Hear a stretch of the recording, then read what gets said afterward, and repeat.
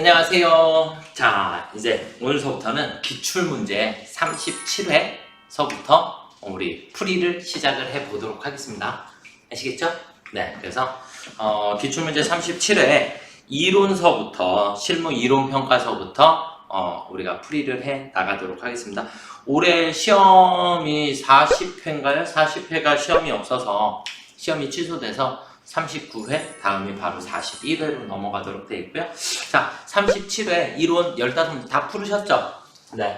자, 지금부터 하나씩 풀이를 한번 시작을 해보도록 하겠습니다. 자, 문제 1번.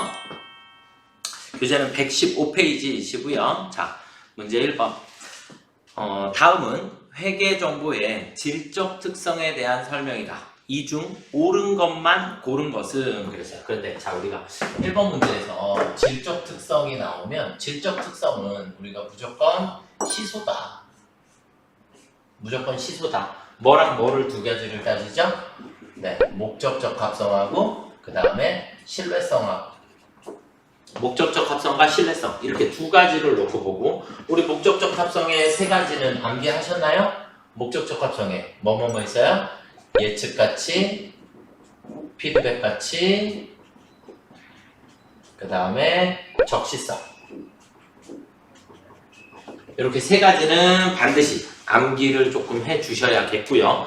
자, 목적적 합성이다라고 하는 거, 목적적 합성이라고 하는 것은 뭐예요? 현재를 기준으로 합니다. 목적적 합성은 뭐를 기준으로 한다? 항상 현재, 지금. 그래서 현재를 기준으로 하는 것을 우리가 목적적 합성. 대신에 현재는 결산이 안 끝난 상태이기 때문에 정확한 답이 안 나올 수 있죠. 그쵸? 그래서 얘는 정확하지 않다. 신뢰성이라고 하는 것은 뭐예요? 말 그대로 정확성을 얘기를 하는 거니까 얘는 정확해야 한다. 대신에 지금 당장 정확한 것을 얻어낼 수가 없으니까 목적적 합성에 너무 맞추게 되면 신뢰성이 떨어질 수밖에 없고, 신뢰성에다가 맞추게 되면 목적적 합성이 떨어질 수밖에 없다. 이해되셨나요? 요 정도만 일단 기본 틀로 보시면 되겠고, 자, 질적 특성에 대한 설명이다. 이 중 옳은 것만 고른 것은 매출 채권에 대손 충당금을 설정하는 것은 목적 적합성을 고려한 것이다. 네, 왜 그러냐면 대손은 우리가 예상을 하죠. 그러니까 예상이라니까 정확한 거예요? 아니죠. 그러니까 목적 적합성으로 봐야지 된다. 이렇게 보셔야지 되겠고, 두 번째, 재무제표 정보가 정보 이용자의 의사결정에 차이를 가지고 올 수 있다면 그 정보는 목적 적합한 정보이다. 그러니까 의사결정이 예측할 수 있고 피드백, 수정할 수 있고, 이것을 나타내 주는 것은 목적 적합성에 대한 설명이다. 3번. 회계 정보를 미래 재무정보 예측에 활용하려면 신뢰성을 더욱 강조해. 예측에 대한 정보를 활용하려면 목적 적합성이어야 하고, 목적 적합성이 높은 정보는 신뢰성, 시소라 그랬죠. 목적 적합성이 높아지면 신뢰성은 떨어질 수밖에 없다. 네, 그래서 1번 가나 이렇게 두 가지가 맞는 답이 되겠죠. 그래서 옳은 것을 고르라 했으니까 1번, 2번, 그래서 1번이 정답입니다. 이해되셨나요? 네, 자, 2번 보도록 하겠습니다. 재무제표 작성과 표시의 일반 원칙에 대한 설명으로 옳은 것은, 재무제표 작성과 표시에서는 여러분들이 일단 알아두셔야지 되는 거, 재무제표 작성과 표시에 대한 모든 책임은 누가 진다? 무조건 경영자에게 있다. 경영자 책임이다. 이렇게 한 가지 알아두시면 될 것 같고요.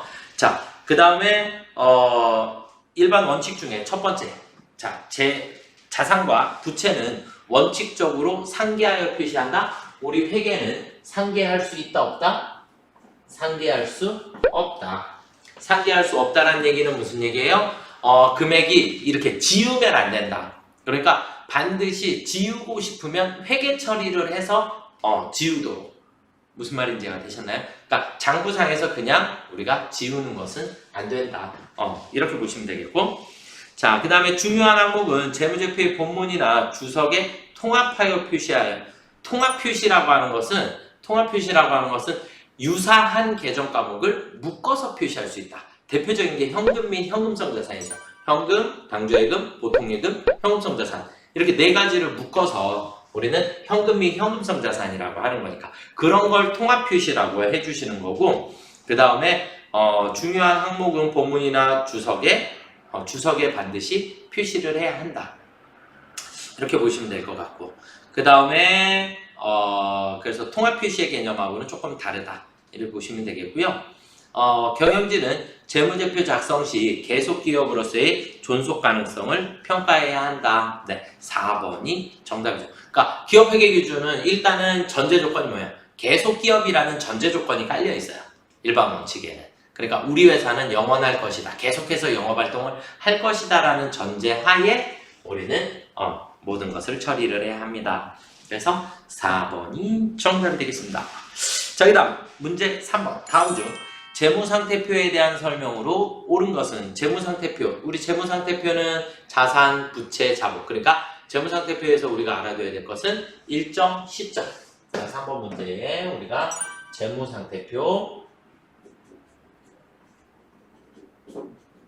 재무상태표에서 우리가 중요하게 외우셔야지 되는 것은 일정 시점이죠. 그렇죠? 몇 월 며칠 현재. 일정 시점의 재무상태. 그러니까 자산, 부채, 자본의 상태를 나타내준다. 자산, 부채, 자본의 상태를 나타내주는 것이다. 그래서 보면 옳은 것은 그랬어요. 자, 기업 실체에 대한 자본의 크기와 그 변동에 관한 정보를 제공하는 재무보고서이다. 자본에 대한 크기와 자본의 변동 상황은 자본 변동표라고 하는 게 있죠. 네. 자, 그 다음에 2번. 일정 시점 기업 실체가 보유하고 있는 경제적 자원인 자산, 의무인 부채, 자본에 대한 정보를 제공하는 보고서이다. 2번이 정답이네요. 그쵸? 네. 3번은 일정 기간 동안 기업 실체의 경영 성과에 대한 정보를 제공하는 것. 경영 성과를 나타내는 것은 손익계산서에 대한 설명이 되겠고요. 그 다음 4번은 일정 기간 동안 기업 실체에 대한 현금의 유입과 유출, 현금이 들어오고 나가는 것을 적은 것을 현금 흐름표라고 하는 거죠. 이해되시나요? 네, 그래서 1번 보기는 자본 변동표에 대한 설명이고 2번이 정답이고요. 3번은 손익계산서, 4번은 현금 흐름표에 관한 설명이 되겠습니다. 이해되시죠? 자, 그 다음 4번으로 넘어가 보겠습니다. 4번. 다음은 주식회사 항공의 상품 관련 자료이다. 매출 총 이익은 얼마인가? 이 문제가 조금 난해한 우리가 이 4번 문제에서 우리가 어떤 것을 한 가지를 알아두셔야지 되냐면 이익률이라고 하는 게 두 가지의 관점으로 볼 수 있어요. 두 가지의 관점으로. 첫 번째 하나는 매출 총 이익률이라고 하는 게 있고요. 매출 총 이익률이라고 하는 게 있고, 그 다음에 원가 대비 이익률이라고 하는 게 있어요. 원가 대비 이익률. 이 두 가지는 여러분들이 회계를 하시면서 조금 어려울 수도 있는데 여러분들이 이렇게 이해를 하셔야 됩니다. 자, 우리가 1,000원에 대한 10%와 1,500원에 대한 10%는 다르죠. 1,000원에 대한 10%는 100원이지만 1,500원에 대한 10%는 150원이 나와요. 그쵸? 똑같은 10%지만 퍼센트라고 하는 것은 기준값이 너무 중요한 거예요. 기준. 그러니까 쉽게 얘기해서 누구누구의 몇 퍼센트. 이걸 우리는 기준값이라고 하는 거죠. 기준값이 1,000원일 때는 100원이지만 기준값이 1,500원일 때는 150원이에요. 그러니까 매출 총 이익률이라고 하는 것은 기준이 얘는 매출액을 기준으로 해요. 그러니까 매출액의 이렇게 되는 거고, 원가 대비 이익률이라고 하는 것은 매출 원가의 몇 퍼센트 이렇게 붙는 거예요. 그러니까 이 두 가지를 구분을 할 줄 알아야 정확한 정답을 찾으실 수 있는 거예요. 자, 일단 우리가 매출 총 이익은 얼마인가 그랬으니까 매출 원가를 일단 계산을 해볼게요. 매출 원가를 계산하면 우리는 T자 계정을 그려서 기초상품재고액이 얼마요? 10만원. 그 다음에 매입액은요, 순매입액은 40만 원. 그 다음에 기말상품 재고액이 5만 원. 그러면 우리는 매출 원가가 얼마가 나왔다? 45만 원이 나왔다. 여기까지 이해되시죠? 그렇죠? 그래서 우리는 45만 원의 매출 원가를 계산을 했어요. 매출 원가를. 그런데 문제에서 주어진 건 매출 총 이익률이 몇 프로다? 매출액의 20%다. 아시겠나요? 자, 이게 문제가 매출 원가의 20%의 이익을 가산하여 판매한다. 그러면 매출 원가가 그냥 20%, 그럼 20%면 9만 원이니까 9만 원 더해서 54만 원의 매출액이 나오면 돼요. 그러니까 매출 총 이익이 9만 원이 그냥 나오면 되죠. 그런데 지금 문제는 매출 총 이익률로 나와 있기 때문에 매출 총 이익률이라고 하는 말은 매출액의 20%다. 매출액의 20%다. 자, 그러면 우리는 전체 매출액을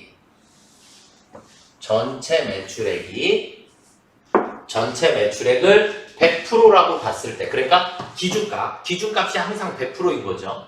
그러니까 전체 매출액을 100%로 봤을 때, 그 중에 몇 프로가? 20%가 이익인 거예요. 20%가. 그러면 나머지 80%가 매출 원가에 해당하겠죠. 그러니까 지금 여기서 매출 원가는 45만 원이 나와 있고, 매출 원가가 45만 원이니까, 자, 이제 여기서부터 푸는 방법은 여러분들이 알아서 여러 가지 방법대로 풀으실 수도 있어요. 자, 일단 기본 룰대로 하면 매출 원가가 45만 원이니까 여기서 매출액을 계산하고자 하면 45만 원이 80%죠. 그래서 얘를 80%로 나눠요. 45만 원이 80%니까. 왜냐면 그러면 매출액이라는 게 나와요. 그러면 8호 40, 86에 48, 8이 16, 8호 40. 이렇게 56만 2,500원이라는 매출액을 계산하실 수 있어요. 여러분들 계산기 쓰시면 되죠. 그쵸? 네, 계산기 두들겨서 56만 2,500원이라는 값을 계산을 하시고, 자, 그러면 56만 2,500원에 대해서 20%의 이익이 잡히겠죠. 그럼 우리 얘에서 80%니까 곱하기 0.8 했을 때 45만 원 나오면 되는 거잖아요. 그쵸? 맞죠? 네, 이렇게 계산하실 수도 있고, 그 다음에 얘에서 20%니까 20%의 이익을 계산하자. 그럼 250, 262, 2는 4, 250. 그럼 11만 2,500원이 나오나요? 11만 2,500원? 네, 네, 계산기 쓰시면 돼요. 여러분들은 계산기 쓰시면 되니까 얘에서 이 56만 2,500원에 곱하기 20% 하면 11만 2,500원이 나오겠죠. 그쵸? 그래서 지금 문제상에서 매출 총이익은 얼마인가 물어봤으니까 11만 2,500원이 정답. 이렇게 계산하시는 방법이 있고, 또 한 가지는, 자, 매출 총이익이 20%니까 원가가 80%니까 매출액이 45만 원이 나왔죠. 쉽게 계산하시는 방법은 얘가 8일 때 얘가 2죠. 8대 2죠. 얘가 4개일 때 얘가 1개인 거랑 같나요? 4대 1? 그러면 얘를 4로 나누셔도 돼요. 4로 나누면 그냥 바로 이익액이 나오죠. 4분의 1이니까. 얘가 80%일 때 얘 20%니까. 그래서 4로 나누시면 11만 2,500원을 쉽게 계산하실 수도 있죠. 이해가 되시나요? 그래서 원칙은 원가에서 이익률 80%를 나눠서, 원가 비율 80%를 나눠서 판매가, 매출액을 계산을 하고 매출액에서 다시 20%를 계산을 해서 매출 총 이익을 계산을 하시면 됩니다. 아시겠나요? 너무 어려운가요? 근데 이 문제는 여러분들이 여러 번 풀어보시면 돼요. 여러 번. 원가 대비 이익률, 매출 원가의 20%면 우리는 그냥 문제가 쉽게 풀어져요. 그냥 매출 원가에 곱하기 20%, 그러면 얘의 20%니까 9만 원에 매출 총이익이 나오겠죠. 그쵸? 이렇게 되는 것은 원가 대비 이익률이라고 하는 거고요. 매출 원가 대비 이익률. 그 다음에 매출 총이익률이라고 문제상에서 주어지면 매출액의 20%다. 그래서 퍼센트라고 하는 것은 똑같은 10%가 나오더라도 기준값이 누구냐에 따라서 계속 바뀌기 때문에 여러분들이 이 부분을 조금 잘 이해를 하셨으면 좋겠습니다. 아시겠죠? 네. 그래서 4번 문제가 조금 여러분들이 푸시기에 조금 어려우실 수도 있는데 지금 이 정도 문제는 풀어주셔야 한다라고 생각이 듭니다. 아시겠죠? 예. 뒤로 앉아 넘어가 보도록 하겠습니다. 문제 5번입니다. 문제 5번. 다음은 항공의 기계장치 취득과 관련된 자료이다. 2020년 말에 계상할 감가상각비는 얼마인가? 그런데 우리 취득을 언제 했어요? 얘 지워도 될까요? 네, 얘를 요 정도만 조금 지워놓고 네, 다시 설명을 드리겠습니다. 네. 자, 취득일이 2020년 7월 1일에 취득을 했어요. 그쵸? 기계장치를 얼마에? 500만원에 취득하였다. 500만원에 취득하였다. 내용연수 5년이고 잔존가치 없고 그러면 월할 상각한다 그랬으니까 그러면 500만원을 그냥 5로 나눠주시면 되네요. 그쵸? 그럼 1년에 100만원. 그리고 우리가 사용한 기간은 7월서부터 썼으니까 7, 8, 9, 10, 11, 12 6개월이죠? 맞나요? 네, 6개월. 그러면 12분의 6 계산을 해주시면 50만원만큼이 나오겠네요. 그쵸? 그래서 월할 상각 뭐예요? 내가 사용한 기간 동안만 1년 12달이니까 나누기 5 했을 때 우리는 1년분 감가상각액이 나오니까 1년분 상각액이 나오니까 그 1년분을 우리는 절반으로 나눠야 한다. 이렇게 보시면 되겠고, 자 문제 6번으로 넘어가 보겠습니다. 다음은 주식회사 항공의 단기매매 증권 관련 자료이다. 이에 대한 설명으로 옳은 것은 2019년 11월 22일에 주당 100주를 주당 300원에 취득을 했어요. 그러면 2019년 11월 22일 날 우리가 분개를 해보면 주당 3만원, 수수료는 수수료 비용 처리해야 하니까 그럼 우리는 차변에 단기매매 증권 3만원이 들어올까요? 그리고 돈은 얼마 나가요? 32,000원이 나가겠네요. 그쵸? 그리고 우리는 900번대에 있는 뭐를 써야 한다? 수수료 비용이라고 하는 걸 쓰셔야 한다. 얼마? 2,000원. 그러면 단기매매 증권의 취득원가는 일단 무조건 얼마다? 3만원이다. 그리고 12월 31일 날 2019년 12월 31일 날 다시 평가를 했는데 주당 350원이니까 주당 350원 100주를 가지고 있으니까 35,000원으로 평가를 한 거죠. 그쵸? 35,000원으로 100주니까 얘가 100주. 그쵸? 100주 300원 이렇게 된 거고 지금 얘는 100주 얼마씩? 350원씩. 그러면 3만원짜리가 35,000원이 됐으니까 우리는 차변에 단기매매증권 5,000원 대변에 단기매매증권 평가이익이 5,000원이 생기겠죠? 그럼 이제 내 장부가는 35,000원으로 바뀐 거예요. 그쵸? 이게 이제 내 장부가가 돼요. 내 장부가. 자, 그리고 전부 370원에 처분을 했대요. 2020년 3월 7일날 2020년 3월 7일날 전부 다 370원. 그러면 100주 우리가 370원씩에 처분을 했으니까 37,000원에 처분을 한 거죠? 그럼 35,000원짜리를 37,000원에 처분했으니까 얼마가 남았다? 2,000원이 남았다. 2,000원의 처분이익이 생기게 된다. 옳은 것은 그랬어요. 그러면 1번 취득 원가는 32,000원이 아니라 3만원입니다. 12월 31일 기록될 단기매매증권은 평가한 금액, 이 금액이 장부가예요. 그래서 35,000원. 평가이익은 5,000원만큼의 평가 이익이 생겼죠? 그렇죠? 그리고 37,000원에 처분했으니까 처분 시에 분괴를 하면 내 단기 매매 증권은 35,000원이 나가게 되고 돈은 37,000원이 들어오게 되니까 우리는 단기 매매 증권 처분 이익이 얼마가 생긴다? 2,000원이 생기면 된다. 이해가 되십니까? 네. 그래서 정답은 4번이 되겠네요. 자, 문제 7번. 업무용 건물에 엘리베이터를 설치하고 건물의 가치가 증대되고 내용연수가 5년 연장되었다면 이에 대한 회계 처리 시 차변 계정 과목은 우리가 이것을 여기 옆에다가 잠깐 적을게요. 우리가 고정자산에 대해서 우리가 취득 후 지출이라고 하는 게 있어요. 그쵸? 취득 후 지출이 두 가지로 나눠지는데 하나는 뭐예요? 자본적 지출과 또 하나는 수익적 지출.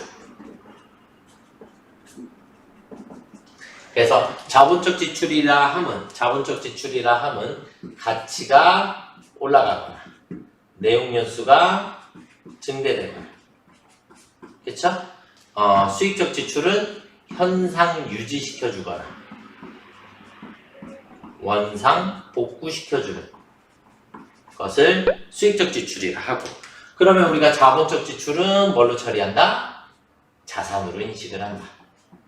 그러니까 건물에 대해서 투자했으면 건물, 차량 운반구에 투자했으면 차량 운반구, 기계장치에 투자했으면 기계장치, 이렇게 자산 이름으로 가고, 수익적 지출은 우리가 뭘로 처리한다? 수선비라는 비용으로 처리한다. 대신에 자동차 수리비는 차량 유지비라고 해야 한다. 이렇게 되는 거죠.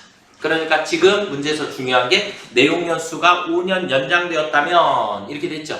그렇죠? 내용연수가 5년 연장되었다면 이렇게 됐으니까 그러면 건물이다 라고 표현을 해주시면 되겠죠. 무슨 말인지 이해가 되시나요? 아시겠죠?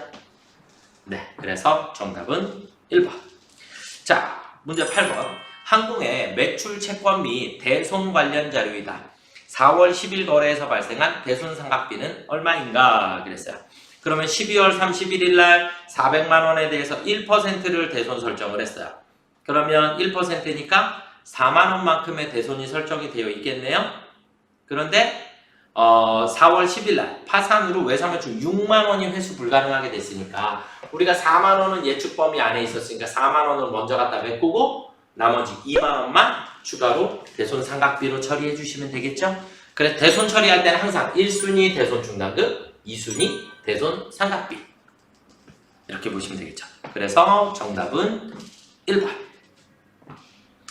자, 그 다음 문제 9번 별표 쳐두시고요. 너무 중요해요. 자, 항공의 2020년 결산정리사항 반영 전에 당기순이익은 10만원이다. 다음에 결산정리사항을 반영 후에 당기순이익은 얼마인가 그랬어요. 자, 그러면 우리는 수정 전 당기순이익이 얼마예요? 10만원. 오히려 지금 이 문제는 조금 쉬워요. 수정 전, 그냥 수정 후만 계산하면 되니까. 근데 잘못 처리한 당기순이익이 나와 있는 상태에서 얘네들을 바꿔주게 되면 그런 문제가 또 헷갈리게 돼요. 나중에 이제 뒤에 가면 또 나올 거니까 다시 한번 또 설명드릴게요. 나올 때마다 계속 설명드릴게요. 자, 수정전에서 우리가 얘를 손익의 이연과 예상이라고 하거든요. 그럼 우리가 손익의 이연과 예상은 네 가지. 선급, 선수, 미수, 미지급. 이렇게 네 가지가 나오는데 수정 전이니까 이제 수정 후가 되려면 기본적으로 선급, 미수는 무슨 조정? 플러스 조정을 해주시면 되겠고 선수, 미지급은 마이너스 조정을 해주시면 됩니다. 그런 문제는 조금 쉽게 풀리겠죠. 그래서 단기 발생분 이자 수익에 대해서 미수 수익을 인식하지 않았다. 그래서 미수 수익이 얼마가 생겨야지 된다? 10,000원이 생겨야지 된다. 이걸 보시면 되겠고 급여 미지급분 3만원을 인식하지 않았다. 그럼 미지급 3만원을 인식하지 않았다. 그랬으니까 10만원에 만원 더하고 3만원 빼주시면 8만원이 나오겠죠. 2번이 정답. 이해가 되시나요? 네. 자, 그 다음은 문제 10번으로 넘어가 보겠습니다. 재무상태표 일부와 비품 취득 관련 자료이다. 이에 대한 설명으로 옳은 것은 그랬어요.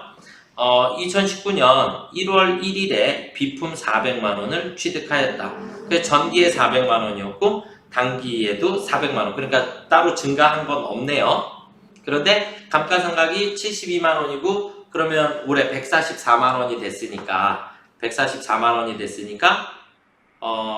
어떻게 됐을까요? 내구연수가 5년이라 그랬고 그러면 올해도 72만 원만큼이 상각이 됐겠네요. 맞나요? 그러면 이 비품의 잔존 가치는 40만 원이다. 맞나요? 어떻게 계산해야 될까요? 자, 정액법으로 우리가 1년에 72만 원이 나왔는데 72만 원을 우리는 5년간 상각을 하는 거니까 5, 7에 35, 5, 20 그러면 360만 원만큼을 5년간 상각을 하겠죠. 맞나요? 네, 5년간 360만 원만큼을 상각을 하게 돼요. 결국 우리는 처음에 취득원가가 400만 원이라 그랬잖아요. 그쵸? 맞나요? 그래서 우리는 정액법은 취득원가 마이너스 잔존가치를 뭐예요? 내용연수로 나눠주시는 거죠. 그러면 1년분 상가액이 나오는 거니까 1년분 상가액이 72만 원이고 걔에다 5를 곱했더니 360만 원. 그러면 취득원가에서 잔존가치를 뺀 금액이 360만 원이다.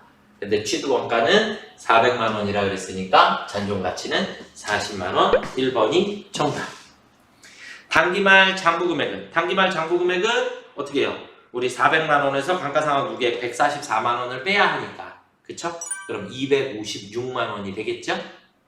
감가상각 방법은 전년하고 올해하고 똑같이 상각을 했기 때문에 정액법을 적용하고 있고요. 단기의 손익계산서의 감가상각비는 72만 원만큼이 생겨야 되겠죠? 전년도에 72만 원, 올해도 72만 원. 이해가 되시나요? 네. 그래서 정액법을 적용하고 있다. 네. 1번이 정답이 되겠습니다. 잔존가치는 40만 원. 11번. 다음 중 부가세법상 재화의 공급에 대하여 바르게 설명하고 있는 사람은 그랬어요. 상품권의 양도는 재화의 공급이 아니죠. 상품권은 언제? 상품권이 회수됐을 때 재화의 공급입니다. 상품권이 어떻게 됐을 때? 회수됐을 때. 그러니까 상품권 사는 것만큼은 재화의 공급. 그러니까 화폐성 자산의 거래는 부가세법상 과세거래가 아니다. 상속세의 물납은 재화의 공급에 해당한다. 조세의 물납은 그러니까 상속세, 세금이잖아요. 그렇죠? 세금을 물납이라고 하는 것은 예를 들어서 이런 거예요. 자, 건물이 하나가 있는데 100층짜리 건물이 있어요. 저희 아버지 거예요. 네, 진짜 좋겠다. 그러니까 우리 아버지가 저한테 물려주셨어요.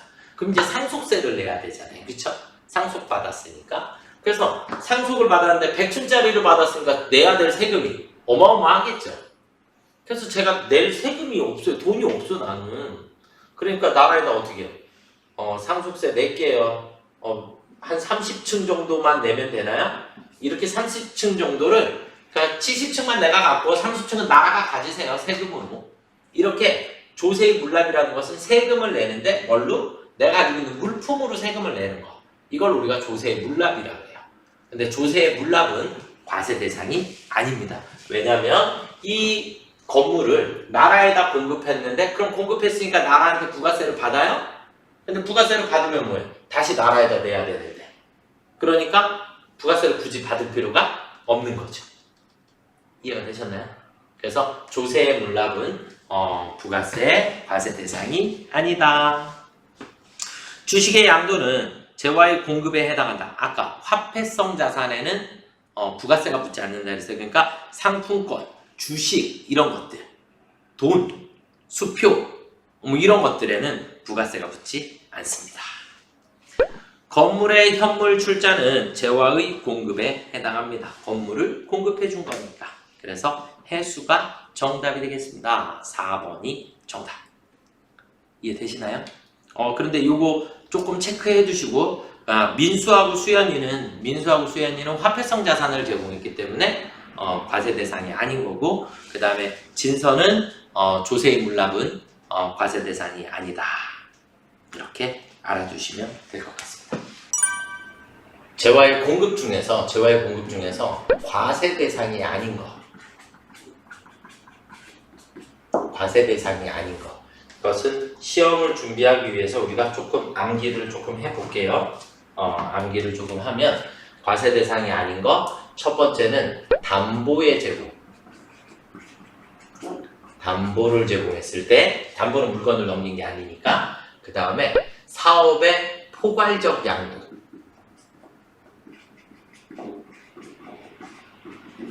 사업의 포괄적 양도. 무슨 얘기냐? 제가 편의점을 하고 있는데, 편의점을 하고 있으면서 제가 편의점을 통째로 넘기는 거예요. 다른 사람에게. 이해가 되셨나요? 네. 그래서 공주님이 예를 들어서 우리 편의점을 샀다. 그러면 저는 편의점에 있는 전체 물건을 다 파는 거죠. 우리 공주님은 편의점에 있는 전체 물건을 다 사신 거죠. 이해가 되셨나요? 그러면 저는 전체 매출세액이 생기고 한쪽은 전체 매입세액이 생기니까 그 세금을 나라에다 냈다가 다시 매입세액 공제받아야 되니까 다시 돌려주게 돼요. 그렇게 되니까 포괄적 양도는 어차피 줬다가 다시 돌려줘야 하기 때문에 그때는 과세 대상이 아니다. 이렇게 보시면 되겠고, 그 다음에 조세의 물납. 나라에다 내야 되는 그러니까 나라의 세금으로 물품으로 세금을 납부를 하는 경우, 그런 경우에 우리가 과세 대상이 아니다. 부가세가 안 붙는다. 그 다음에 강제 경매가 있어요. 강제 경매하는 경우에 우리가 과세 대상이 아닙니다. 이건 시험 문제 자주 등장을 하니까 이 정도는 부가세 과세 대상이 아니다라고 알아두시면 되겠습니다. 12번. 다음 중 부가세법상 재화 또는 용역의 공급 시기로 옳은 것은, 현금 판매는 일단 재화의 공급은 언제요? 내 재화를 인도했을 때. 재화의 공급으로 보는 가공은 가공이 완료됐을 때가 아니라 공급했을 때, 재화를 인도했을 때. 앞에 재화의 공급으로 본다 그랬으니까 재화의 공급은 무조건 재화를 인도했을 때로 보시면 되겠고, 그 다음에 장기 할부 판매는 각 부문의 대가를 받기로 한대. 그래서 3번이 정답입니다. 공급 단위를 구획할 수 없는 용역의 계속적 공급은 무조건 진행 기준으로 인식을 하도록 되어 있습니다. 용역 공급이 끝났을 때가 아니라 용역은 무조건 진행 기준이다. 그래서 영무의 제공이 완료되었을 때 이렇게 보셔야 되는데 진행 기준으로 보셔야 합니다. 자, 13번. 그래서 12번의 정답은 3번이 되겠고요. 의료도매업을 영위하는 항공의 제2기 확정신고기간 관련 자료를 토대로 부가가치세 과세표준을 계산하면 얼마일까? 자, 이제 앞으로 과세표준이라는 질문이 나오면 과세표준은 무조건 매출액을 얘기한다. 부가세가 붙는 매출액을 얘기한다. 이해가 되셨나요? 그럼 외상판매, 할부판매, 그럼 할부이자도 포함인가요? 빙고. 할부이자에는 부가세가 붙어요. 그런데 연체이자에는 부가세가 붙지 않습니다. 네, 그래서 할부이자 포함. 그 다음에 견본은 재화의 공급이 아니죠. 그렇죠? 네, 견본 샘플로 제공하는 거. 그 다음에 토지의 매각은, 토지는 면세죠. 그러니까 부가세법상 공급이 아니에요. 그래서 토지는 해당 사항이 없습니다. 그러니까 가번, 나번만 우리가 재화의 공급이다. 그래서 1,500만 원하고 530만 원하고 그러니까 2,030만 원 2번이 정답이 되겠네요. 그러니까 부가가치세 과세표준에는 포함이 안 되는 게 뭐다? 면세는 포함이 안 된다. 면세는 포함이 안 된다. 이해가 되셨나요? 네. 이렇게 이해를 하고 계시면 될 것 같습니다. 자, 14번. 다음 중 제조, 도매업을 영위하는 주식회사 항공의 부가가치세법상 공제 가능한 매입세액이 아닌 것은 그래서요. 그러니까 공제 가능한 게 아니란 얘기는 뭐예요? 불공차지란 얘기인가? 그쵸? 그렇게 보시면 될 것 같아요. 공제를 못 받는 거. 그래서 과세 사업에 사용되었거나 사용할 세금 계산서 공제되고요. 그 다음에 자기 사업을 위하여 사용할 목적으로 수입하는 재화의 수입 되겠고요. 과세 사업을 위해 사용될 원재료를 간이가세자로부터 매입하고 신용카드, 간이가세자와의 거래는 어떠한 경우에도 매입세 공제받을 수 없습니다. 아시겠죠? 그러니까 우리가 밥을 먹으러 가야 되는데 간이가세예요. 그러면 밥은 먹을 수 있지만 거기서 발생하는 부가세에 대해선 매입세 공제받을 수 있다 없다? 없다. 그렇게 이해를 하시면 될 것 같습니다. 그래서 3번이 정답입니다. 관할세무서장의 확인을 받아 발행한 매입자 발행 세금계산서상 매입세. 그래서 매입자가 거꾸로 역발행한다라고 얘기하거든요. 그래도 매입세 공제받을 수 있게 됩니다. 그래서 정답은 3번 이렇게 보시면 되겠고, 다음 자료를 토대로 도매업을 영위하는 항공에 공제받을 수 있는 매입세액을 계산하면 얼마인가 세금계산서는 적법하게 수령하였다 그랬어요. 트럭 되죠? 본사 건물의 자본적 지출과 관련된 매입세 되겠죠? 접대비는요? 안 되겠죠? 우리 불공의 접대비, 승용차 사업과 관련 없는 면세 사업과 관련된 토지와 관련된 매입세, 이렇게 5가지는 불공제니까. 그래서 접대비는 매입세 공제 대상이 아닙니다. 그래서 900만 원이 매입세 공제 대상이 되겠죠. 이해가 되셨나요? 많이 맞으셨습니까?